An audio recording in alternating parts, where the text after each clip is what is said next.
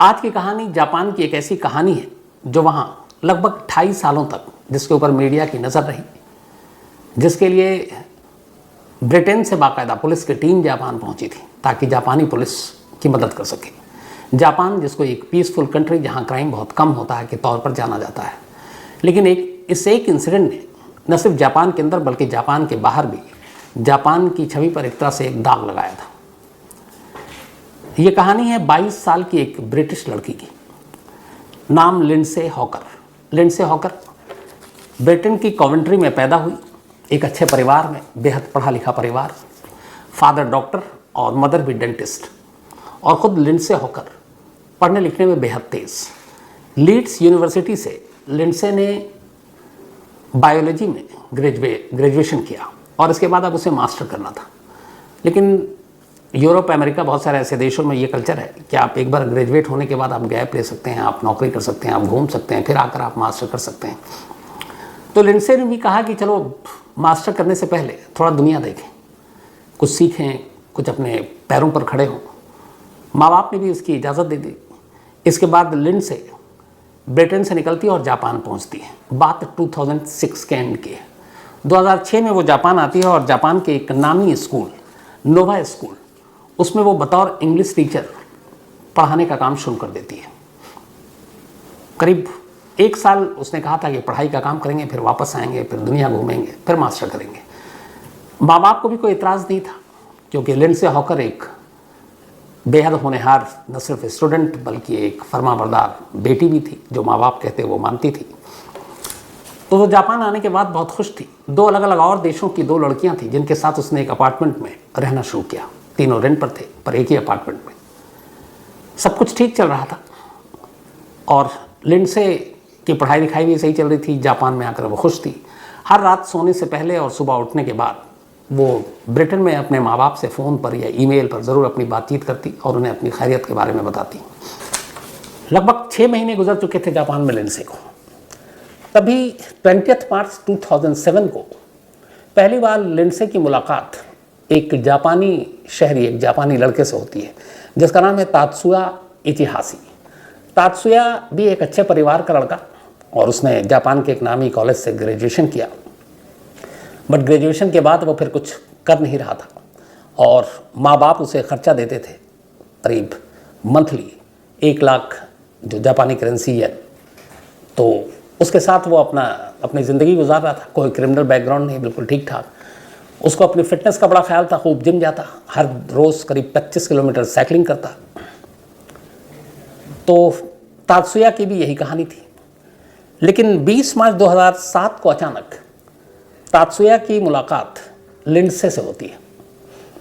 Lindsey अपने college से निकलकर जहाँ वो पढ़ाती थी घर जा रही थी साइकिल से। तभी रास्ते में तात्सुया उसको मिलता है और वो उसे रोकता है, उससे बातचीत करने की कोशिश करता है। तो लिंडसे भी उससे पूछती है तुम कौन हो। वो बताता है कि मैं भी इंग्लिश का स्टूडेंट हूँ और आप जो पढ़ाती हैं जहाँ मैं भी वहीं पढ़ता हूँ। बट वॉकर को याद था, लिंडसे हॉकर को, कि ये उसका स्टूडेंट नहीं है। कहते नहीं तुम मेरे स्टूडेंट नहीं हो। तो वो फिर कहता हाँ लेकिन मैं आपसे इंग्लिश पढ़ना चाहता हूँ। अब वो किसी तरह से उससे पीछा छुड़ाना चाहती थी। लिंडसे को लगा कि ये ज़बरदस्ती उसके पीछे पड़ा हुआ। उसने अपनी साइकिल तेज़ भगानी शुरू की, लेकिन तात्सुया ने उसका पीछा नहीं छोड़ा। वो साइकिल चलाती थी और वो दौड़ता रहा, क्योंकि वो फिटनेस के मामले में काफ़ी सही था, फिट था। 25 किलोमीटर खुद साइकिल चलाता था। पूरे रास्ते लिंडसे साइकिल चलाती रही या तात्सुया पैदल उसके पीछे भागता रहा, लगभग दौड़ते हुए। आखिरकार जब लिंडसे का घर करीब आने लगा तो उसने कहा कि इससे पीछा छुड़ाने के लिए एक तरकीब भी है। और उसने कहा कि ये ना सोचे कि मैं, एक तो पता चल गया था कि ये जापानी नहीं है हुलिये से, तो कल को ये ना लगे कि या मैं अकेली रहती हूँ तो मेरी सेफ्टी को भी ख़तरा है। तो उसने कहा कि ठीक है, इसको आने दो। अब ये अपार्टमेंट के पास पहुँच गई, अब अपने आप को सेफ भी महसूस कर रही है। तभी वो भागता दौड़ता उसके साथ साथ आया। वो हाँफने लगा थोड़ा। उसने कहा कि एक गिलास पानी पिला दो। तो लिंडसे ने कहा ये सही मौका है, इसको अपने अपार्टमेंट में ले जाकर पानी पिला देती हूँ और साथ में अपने 2 पार्टनर को भी दिखा देती हूँ ताकि ये ना लगे इसको कि मैं अकेली रहती हूँ। वो उसको ऊपर ले आई, दोनों पार्टनर से मिलाई, उसको पानी पिलाया और इसके बाद वो जाने लगा। जाते जाते उसने कहा कि मैं इंग्लिश पढ़ना चाहता हूँ आपसे। तो उसने कहा नहीं, मैं ऑलरेडी स्कूल में पढ़ाती हूँ, मैं तुमको पढ़ा नहीं पाऊँगी। तो उसने उसको ऑफ़र किया कि मैं आपको 1 घंटे का 42 US डॉलर दूँ, $42 पर आवर। लिंडसे के लिए एक रकम काफ़ी बड़ी थी। वो तैयार हो गई। उसने कहा पर शर्त एक है कि मैं किसी पब्लिक प्लेस पे तुम्हें ये क्लास तुमको दूंगी, मतलब ना अपने घर पर, ना तुम्हारे घर पर, ना किसी ऐसी जगह जो सुनसान हो। तो तात्सुया भी तैयार हो गया। उसने कहा ठीक है। तो ये हुआ कि अब किसी भी कैफ़े हाउस में बैठकर वो उसको इंग्लिश पढ़ाएगी पब्लिक प्लेस पर। दोनों तैयार हो गए। इसके बाद 1-2 दिन एक कैफ़े में उसने उसको पढ़ाया भी। मुलाकात के चौथे दिन 20 मार्च को ये मुलाकात हुई जब उसने पीछा किया था। 24 मार्च को क्लास जब ख़त्म हुई एक कैफ़े में, उसके बाद अब लिंडसे अपने घर जाने लगी। तब उससे तात्सुया ने कहा कि मैं अपना वॉलेट घर भूल आया, तो क्या तुम मुझे मेरे घर तक कार में मुझे लिफ्ट दोगी। और उस दिन वो साइकिल लेकर नहीं आई थी। तो लिंडसे तैयार हो गई। उसने कहा ठीक है। अब वो उसने कहा कि मैं तुम्हें पैसे वापस कर दूंगा, एक बार मैं अपने अपार्टमेंट से वॉलेट ले आऊँ। अब एक कार में ये दोनों बैठे, कार चल पड़ी तात्सुया के घर पर। वो एक अपार्टमेंट में रहता था अकेले। जब वहाँ पहुँचे, अपार्टमेंट के नीचे कार रुकी, तो उसने कहा आ जाओ अपार्टमेंट, मतलब ऊपर, एक पानी P low, coffee P low, उसके बाद पर्स लेके तुम्हें पैसे देते हैं, तुम चली जाना। सेफ्टी के लिए लिंडसे हॉकर सेफ्टी के मामले में बहुत ज़्यादा चौकन्नी रहती थी। जिस टैक्सी से आई थी उसने उस टैक्सी ड्राइवर को कहा कि आप नीचे मेरा वेट करो, मुझे इसके अलावा कहीं और भी चलना है, बस मैं ऊपर से 5 मिनट में आती हूँ। टैक्सी ड्राइवर भी रेडी हो गया। अब उसने जानबूझकर टैक्सी रोकी थी और उसने ये जानबूझकर तात्सुया के सामने कहा था, ताकि अगर उसके दिमाग में कुछ गलत ख्याल हो तो वो भूल जाए। अब उसके बाद ये अपार्टमेंट में जाती है, इधर नीचे टैक्सी ड्राइवर वेट कर रहा है। 5 से 10 मिनट हो गए, 15 मिनट हो गए, 25 मिनट हो गए, लिंडसे लौटी नहीं। इस दौरान में टैक्सी ड्राइवर को दूसरे कॉल आने लगे पैसेंजर्स के। टैक्सी ड्राइवर चला गया। वो चला गया। इसके बाद लिंडसे भी अपने घर नहीं पहुंची। पूरी रात बीत गई। अगला दिन हो गया। अब 25 मार्च 2007 की तारीख आ गई। इत्तेफाक से उसी दिन जापान में भूकंप आया। जापान में आमतौर पर भूकंप आता रहता है। तो रूटीन था लिंडसे का कि अपने पेरेंट्स को वो फ़ोन करती थी या ईमेल करती थी अपने बारे में कि मैं ठीक हूँ। लेकिन 24 मार्च, और 8 घंटे का फ़र्क है जापान के टाइम में और जहाँ वो उसके पेरेंट्स ब्रिटेन में रहते हैं वहाँ के टाइम में। तो उस टाइम के हिसाब से जब फ़ोन नहीं आया, पहली बार पेरेंट्स घबराए। उन्होंने वापस फ़ोन किया, ईमेल किया, लेकिन लिंडसे ने कोई जवाब नहीं दिया। इधर पूरी रात लिंडसे अपने घर नहीं पहुंची। अपार्टमेंट में उसकी जो 2 रूममेट थी वो परेशान हो गई। पूरा दिन बीत गया। नेक्स्ट डे इधर वो कॉलेज भी नहीं गई पढ़ाने के लिए इंग्लिश। वहाँ कॉलेज के जो स्टाफ है वो परेशान, स्टूडेंट्स परेशान। आखिरकार उसकी गुमशुदगी के 24 घंटे के बाद सबसे पहले लिंडसे के रूममेट ने और फिर कॉलेज स्टाफ ने, उनके जो ऑफिशियल्स थे, उन्होंने पुलिस पर रिपोर्ट लिखाई कि लिंडसे पिछले 24 घंटे से गायब है। 25 मार्च 2007 को ये रिपोर्ट लिखाई गई। अब पुलिस ने तफ्तीश की। जब तफ्तीश की तो पता चला कि लिंडसे आखिरी बार इस कैफ़े में, अच्छा, उसने अपने माँ बाप को भी बता रखा था कि तात्सुया नाम का एक लड़का है जिसको वो पढ़ाती है, पर आवर वो इतने $, देता है। उसके रूममेट को भी पता था कि वो पानी पिलाने लाई थी, वो दोनों भी जानते थे। तो उसका रूटीन पता था कि कॉलेज के बाद वो कहाँ कैसे। तो ये हुआ कि आखिरी बार तात्सुया नाम का एक लड़का था जो उसके साथ था, और तात्सुया के उस अपार्टमेंट के बारे में भी ईमेल और सब पर उसने बता रखा था, क्योंकि जो लिंडसे हॉकर थी वो अपनी मतलब इस तरह की चीज़ों को लेकर बहुत चौकन्नी थी, जो बहुत अच्छी बात है। तो वो हर एक को इसको शेयर करती थी। लिंडसे का ब्रिटेन में एक बॉयफ्रेंड भी था, उसके फैमिली को भी पता था। उसने उसको भी तात्सुया के बारे में ये सारी चीज़ें बता रखी थी। अब जब पुलिस ने जांच शुरू की तो पता चला आखिरी जो शख्स था वो तात्सुया था। तात्सुया के पुलिस अपार्टमेंट में पहुंचती है। वहाँ जाने के बाद अब वो तात्सुया के अपार्टमेंट में तलाशी लेना चाहती है। लेकिन जापान का एक कानून है, और वो ये है कि अगर आपके पास कोई सॉलिड रीज़न नहीं है, आपके पास कोर्ट के कागजात नहीं है और सामने वाले का कोई जुर्म रिकॉर्ड पे नहीं है, तो आप उसके दरवाजे को नॉक भी नहीं कर सकते। ये बड़ा सख्त कानून है। तो पुलिस को लगा कि क्या करें। इसी दौरान में फिर पुलिस ने कहा कि तात्सुया का ज़रा हिस्ट्री निकालो। जब निकाला तो पता चला एक बार उसने एक शख्स के साथ रॉबरी की थी, लेकिन फिर उसके पेरेंट्स ने पैसे दे दिए, मामला पुलिस तक पहुंचा नहीं और वो छूट गया। तो उन्होंने कहा चलो यही हमारे पास एक रीज़न है उसी सिलसिले में पूछताछ करने के लिए। तो पुलिस की टीम उसके दरवाजे पर पहुंचती है। 9 पुलिस वाले थे जो गए, लेकिन इत्तेफाक से उनके पास कोई वायरस सिस्टम नहीं था एक दूसरे को खबर करने के लिए। कुछ नीचे थे, कुछ ऊपर गए। लेकिन पुलिस की वहाँ जब पहुंची, तात्सुया उसी अपार्टमेंट में था और उसे भनक लग गई। वो फ़ौरन अपार्टमेंट से निकलता है पिछले रास्ते से और भागने लगता है। इत्तेफाक से जब वो नीचे भागता है, उसको दौड़ते हुए देखते हैं कुछ सोसाइटी के लोग, बताते हैं यही तात्सुया। कुछ पुलिस वाले उसे पकड़ने की कोशिश करते हैं। उसका बैग उनके हाथों में आ जाता है, लेकिन तात्सुया भाग जाता है। बैग में सारे जिम के कपड़े थे। अब तात्सुया भाग गया, पुलिस अब उसको ढूंढ रही और यहीं से जापानी पुलिस और एक क्रिमिनल, इन दोनों के ढूंढने का एक लंबा सिलसिला शुरू होता है। लेकिन उससे पहले जब वो भाग गया तो पुलिस का अब शक थोड़ा और गहराया। अब पुलिस की टीम तात्सुया के कमरे में, अपार्टमेंट के अंदर दाखिल होती है। जब वो दाखिल होती है तो बेडरूम में लिंडसे के पर्स और बाकी सामान मिलते हैं, उसके चप्पल, सैंडल। तो ये क्लियर हो गया कि वो यहाँ आई थी। उससे पहले अपार्टमेंट के लोगों ने ही गवाही दे दी थी। अब पुलिस पूरे घर की जांच कर रही है, लेकिन और घर से कोई ऐसी चीज़ नहीं मिली। इसके बाद पुलिस बालकनी में जाती है।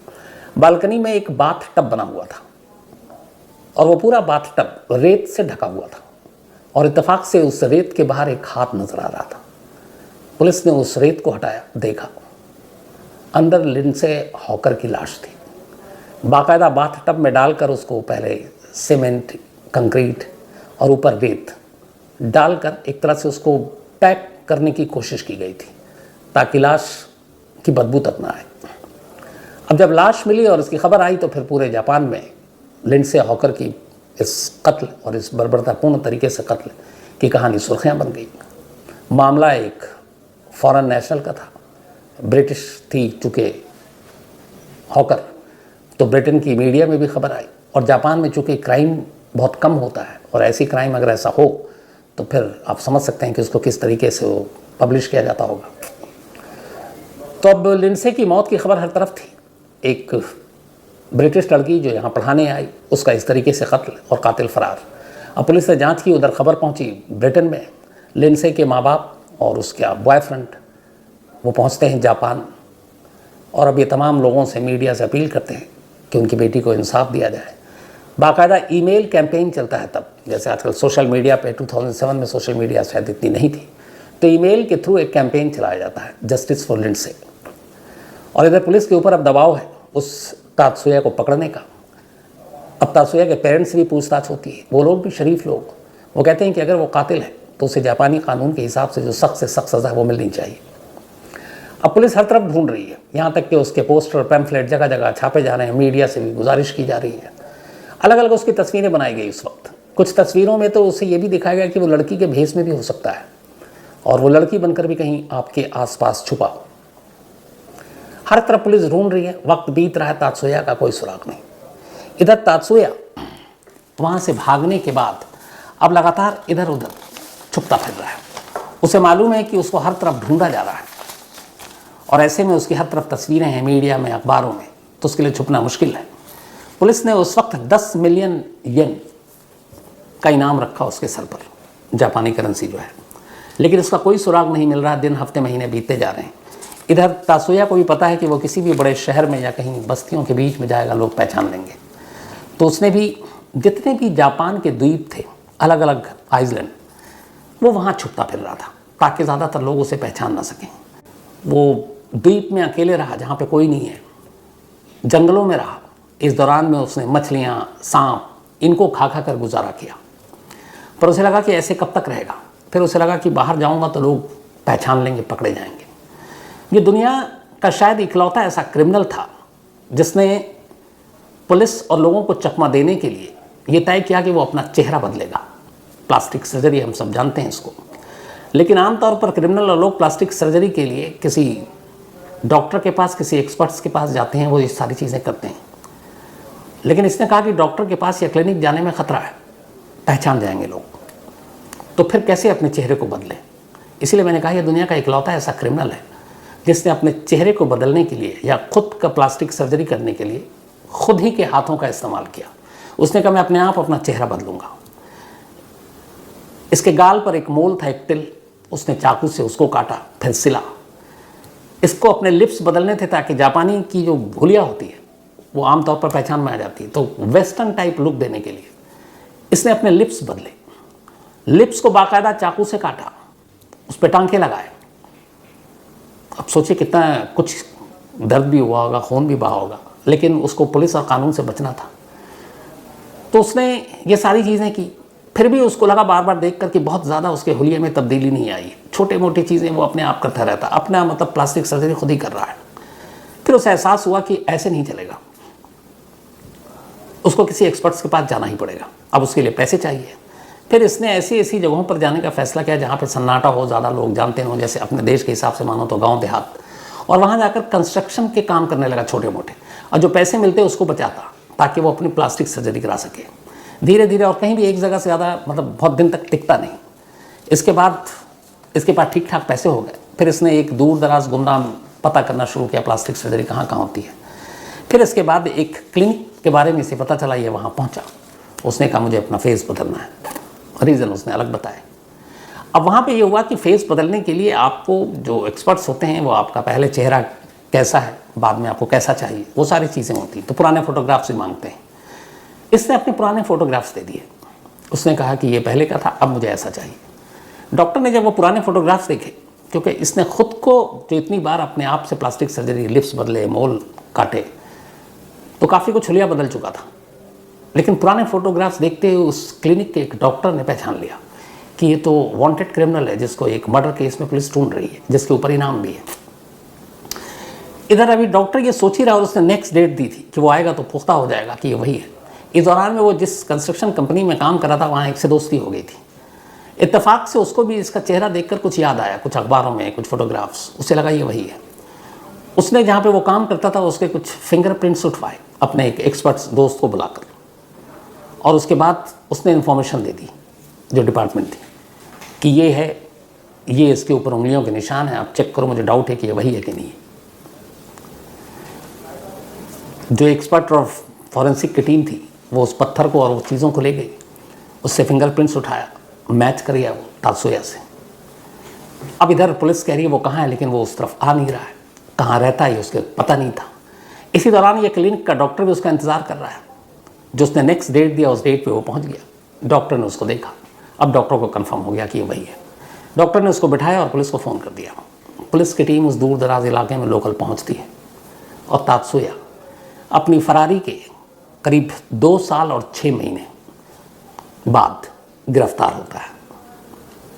2 साल 6 महीने की गिरफ्तारी के बाद लगभग 2.5 साल टोक्यो तक ये खबर पहुंचती है।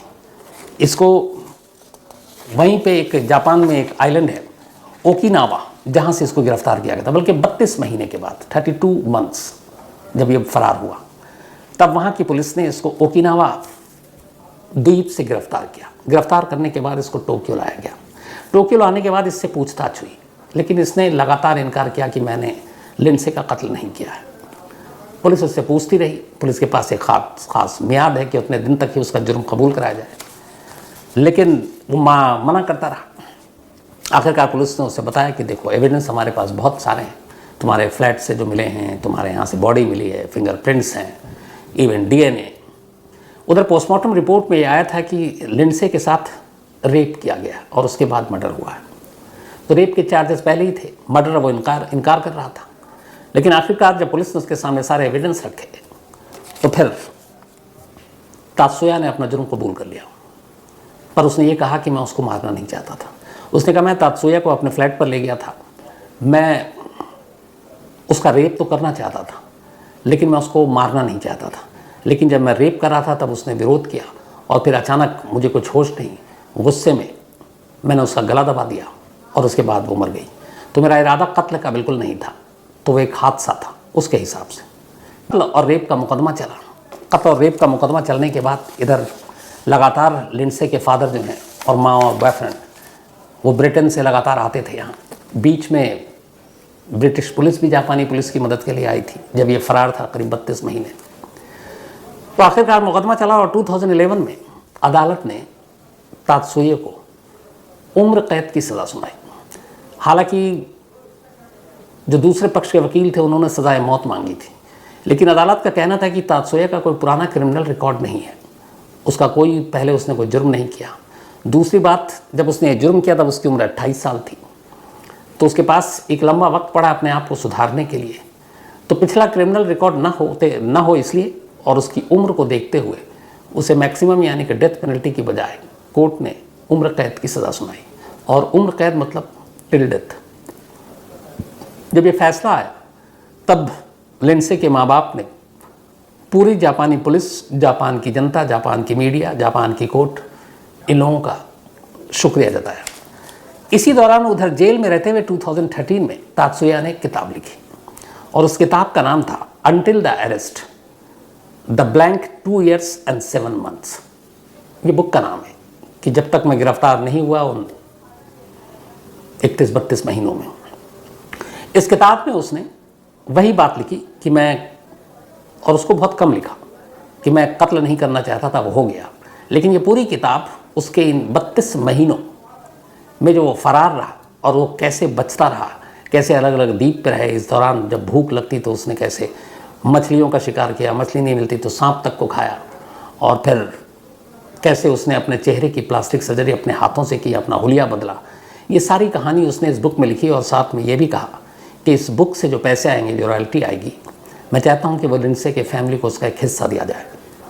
लेकिन जैसा पहले से उम्मीद थी, लिंडसे के पेरेंट्स ने उससे किसी भी तरह के पैसे या ये सारी चीज़ें लेने से साफ इनकार कर दिया। उन्होंने कहा कि बस हमें यही चाहिए कि हमारी बेटी को इंसाफ मिले और ये हमेशा सलाखों के पीछे रहे।